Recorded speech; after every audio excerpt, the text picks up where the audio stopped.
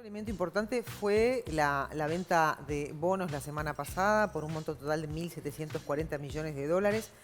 Se hizo también en pesos, con vencimiento al 2031, y la propia ministra, el propio Astori, exministro de ¿no? Economía, Astori, destacó Celebró, sí.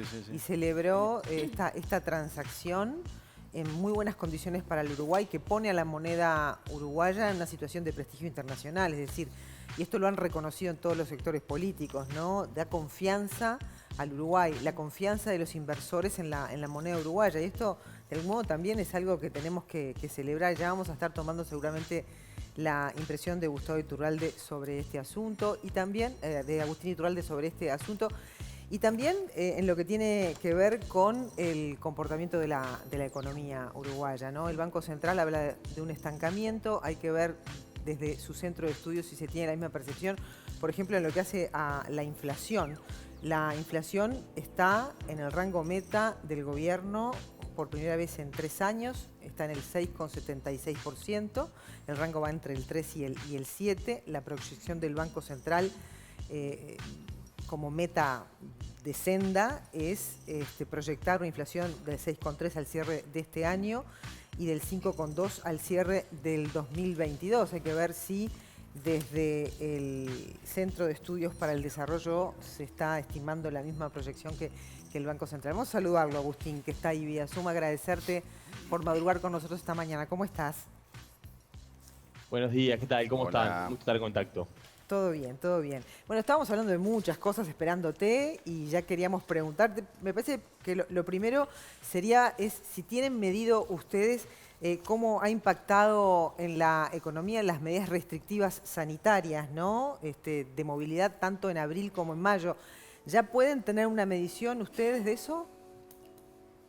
Y bueno, es difícil identificar aisladamente solo esas medidas. Lo que sí es muy claro, Claudia, es que creo que todos los analistas y probablemente el propio gobierno ya debe estar empezándolo a ver, hemos ajustado a la baja nuestras proyecciones, nuestras expectativas de crecimiento desde lo que era el cierre, desde muy largo, ¿no? Desde mitad del año pasado básicamente hemos estado ajustando la baja desde cuando por mitad de 2020 creíamos que en el 2021 la economía iba a crecer más de lo que iba a caer en 2020, lo cual significaba que al final del 2021 íbamos a ser más ricos de lo que éramos a fines del 2019.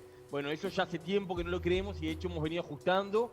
El primer golpe que tuvimos este verano, antes del tema de los cierres por las medidas, fue la temporada turística, ¿no?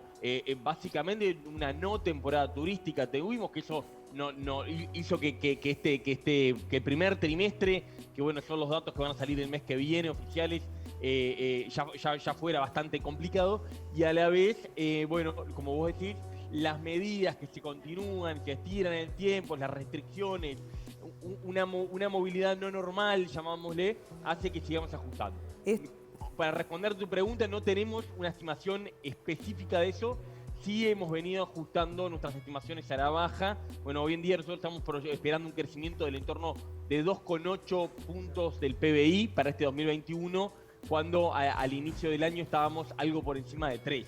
Lo cual, bueno, es una respuesta a lo que vos me planteabas. ¿Se puede hablar de un enlentecimiento de la economía, no un estancamiento? No, yo no hablaría de un estancamiento porque de hecho desde la caída grande de la economía fue digamos, en este momento del año pasado. En abril, mayo del año pasado marzo, abril, mayo fue el peor momento, y uno lo ve, mire lo que mire, lo ve muy claro, ve cómo se cayó la recaudación del gobierno, ve cómo se hizo pelota el mercado laboral esos meses, se destruyó una cantidad de puestos de trabajo, cómo en las estimaciones que hay de algún colega la pobreza es el momento en el que aumenta fuerte, es en este momento del año pasado, y desde allí lentamente ha habido una recuperación de casi todas estas cosas que estamos hablando, del mercado laboral, de la recaudación. Claro, ha sido mucho más lento de la esperada, primero fue más potente, después ya sobre fin de año pasado ya se empezó a frenar, y bueno, y al no haber temporada turística y al estar viéndose esto que estábamos comentando recién, bueno, se ha dado como un estiramiento de este enlentecimiento. Nosotros tenemos cierto optimismo de que realmente, como se dice normalmente, lo peor ya pasó, y que bueno, que en la medida En esto va a haber una relación muy clara, muy directa, y nosotros tenemos la esperanza que sea bastante rápida entre los temas sanitarios y los temas económicos. Realmente la explicación principal de ese alentamiento es sanitaria, lo cual nos puede hacer pensar de que en la medida de que las vacunas efectivamente empiecen a funcionar, los casos empiecen a bajar, los muertos, CTI, contagios, bueno, rápidamente podamos ver una vuelta a la normalidad económica, Claro. porque cuando miramos el golpe está muy sectorializado, ¿no? Uno dice, bueno, la economía no se recuperó, el trabajo no se recuperó. Esto es como es una verdad a medias, porque cuando uno mira, la realidad es muy distinta según el sector. Hay sectores que ya están muy por encima de lo que era la realidad antes que llegara el COVID, y hay otros que están muy por debajo. ¿Cuáles? Y bueno, ahí es clara la división entre los que están pasándola bien, digamos. Tenemos, bueno, el sector exportador, venimos un arranque del año muy bueno en cuanto a las exportaciones. Depende de lo que, pero un 20, un 25% arriba, realmente muy bueno. Esto también, hay que decirlo, se explica en parte porque todos los primeros meses del año pasado ya el comercio mundial ya había sentido el impacto del COVID. Pero bueno, el sector exportador, el sector agroexportador, ¿no? El campo a la vez se encontró con buenos precios, el precio de la soja, el precio de la leche, el precio del arroz, el precio de la carne, que demoró un poquito más, pero también están en muy buenos niveles. Bueno, ese sector claramente está hinchando. El sector construcción es otro que está bien. La construcción, hay una apuesta por la inversión de parte del gobierno y de parte también de, bueno, todo lo que es el fenómeno UPM, que en Uruguay mueve la aguja, pero la construcción está en niveles también por encima de los pre-COVID, está bien. Y del otro lado, esos dos por nombrar algunos que lo están haciendo bien, digamos. Y del otro lado, claramente tenemos varios sectores, pero en particular todo lo que es el sector turismo, ocio, comercio en general. El comercio en general, entendido desde la peluquería del barrio hasta bueno, el hotel que vive del turismo de los extranjeros. Bueno, los restaurantes realmente son un sector que la está pasando muy mal. Realmente es un sector muy afectado, donde han habido muchos cierres, donde hay muchísimas pymes, donde se ha perdido mucho trabajo y donde la recuperación claramente aún no llega, y es donde tenemos cierta expectativa que en la medida que se normalice y no haya tantas restricciones sanitarias se pueda volver a normalizar un poco más rápido por ahí. Pero sin duda, y sobre todo creo que todos tenemos que tener esto claro cuando hablamos de las medidas, de los restaurantes, de los protocolos, digo, está muy bien, es importante que todo se cumpla.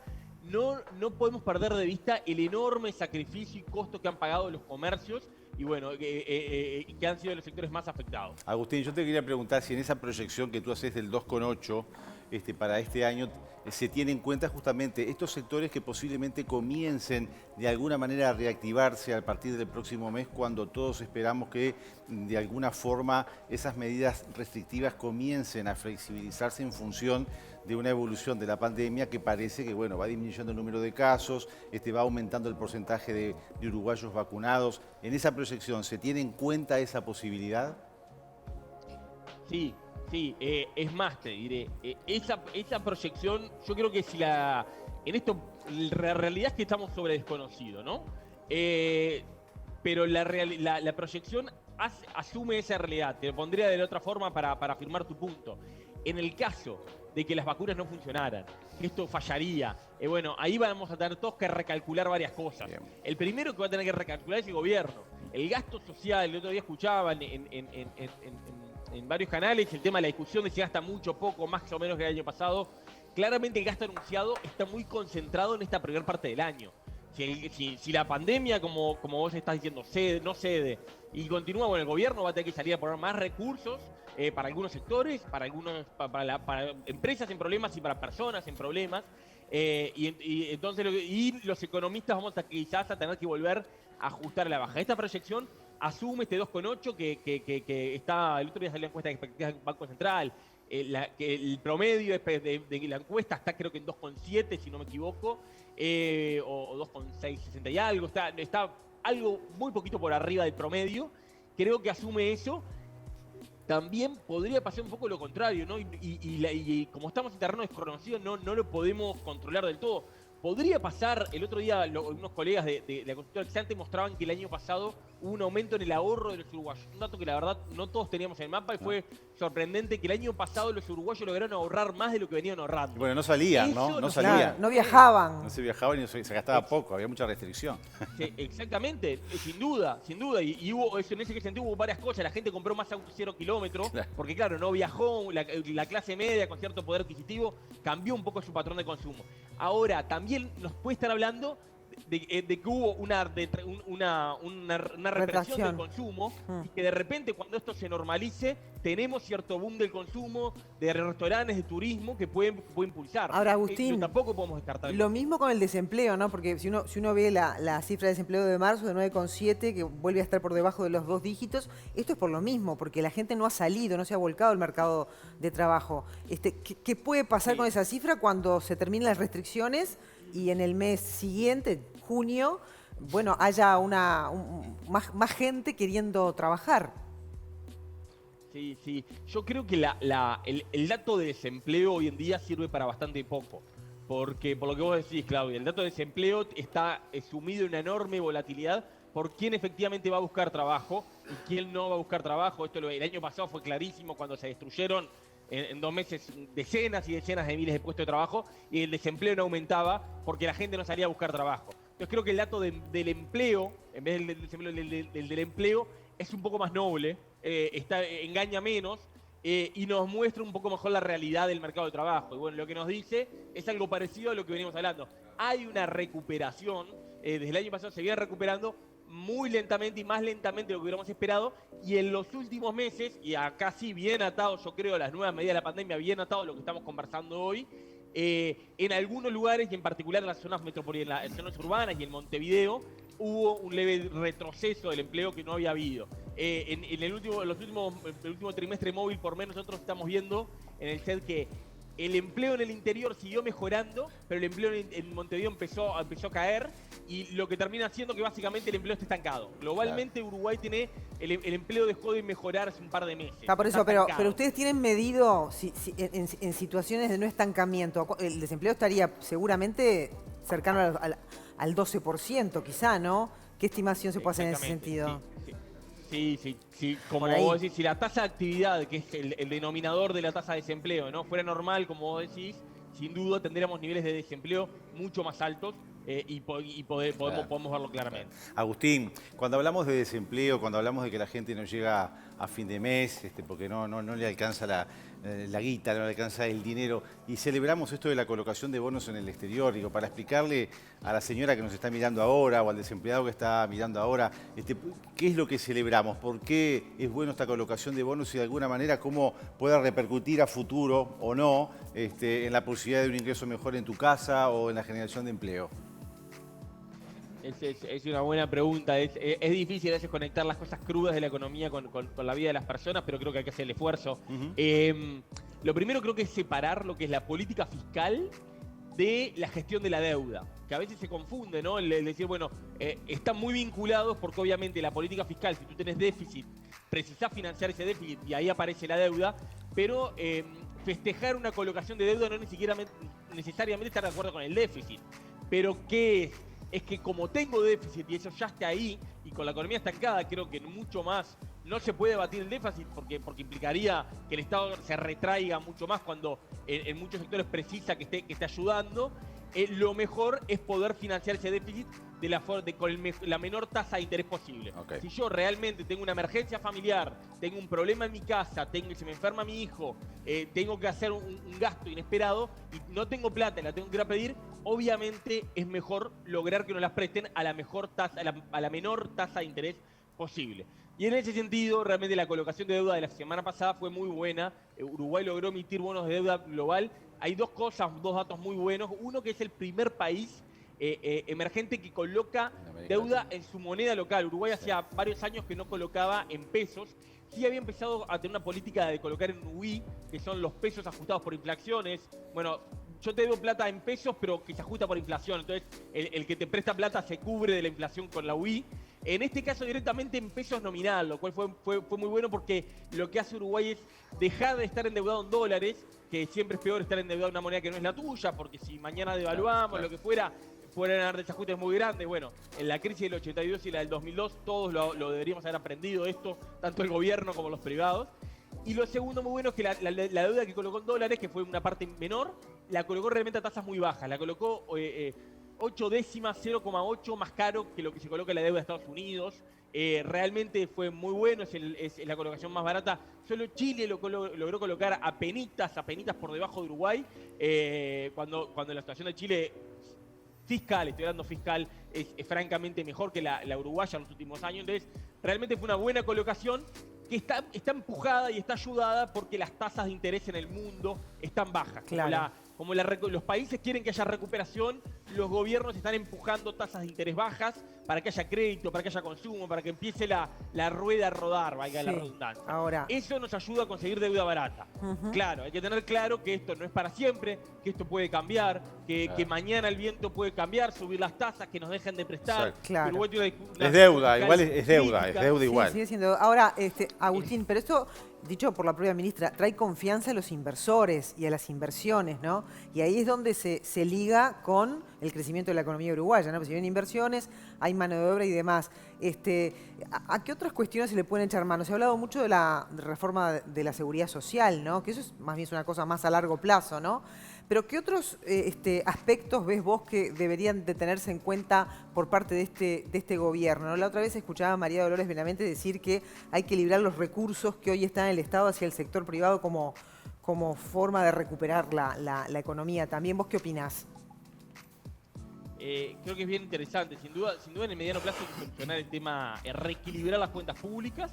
En ese sentido hay como cosas de corto y de mediano plazo. Yo creo que lo de la seguridad social es muy importante, no porque las calificadoras y los inversores no están tan preocupados por el déficit de este año o por el nivel de deuda exacto. No es eso lo que les preocupa. Lo que les preocupa es la trayectoria que tiene la deuda uruguaya, que si no hacemos nada sigue subiendo y subiendo y subiendo. No es que está en un nivel impagable, está en un nivel que si frenara hoy la podríamos pagar. El tema es la trayectoria. Y entonces la reforma de la seguridad social puede ser clave. Es clave porque lo que mostraría, si Uruguay logra procesarla hasta el segundo semestre, es que muestra un horizonte, un mediano y largo plazo razonable, equilibrado, a pesar de que en el corto sigamos teniendo que pedir plata. Pero si corregimos en mediano y largo plazo sería mucha tranquilidad para las calificadoras. Claro. De todos modos, para contestar tu pregunta, yo creo que el problema de fondo y el gran desafío de fondo y lo central es volver a crecer. ¿Cuál es la mejor forma de distender las discusiones presupuestales, las discusiones salariales, las discusiones por el presupuesto, por el presupuestales?